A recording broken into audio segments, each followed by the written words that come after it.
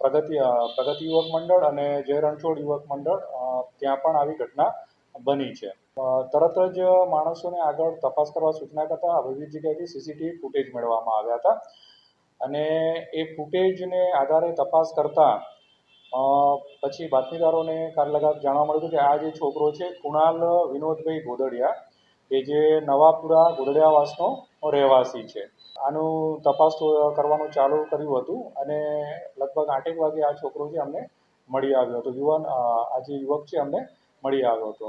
વધુ આ જે યુવક છે એ વ્યસની હોય અને એને પૈસા ન હોય અને એને કારણે એ આ બધા મંડળોમાં જઈ અને પૈસાની ચોરી કરવાનો ઈરાદો હતો અને એમાં મિસહેન્ડલિંગ થતાં આ મૂર્તિ છે ખંડિત થયેલી હોવા છતાં બાકી એનો મૂર્તિ ખંડિત કરવાનો પ્રાથમિક કોઈ પણ ઈરાદો તપાસમાં જણાઈ આવતો નથી.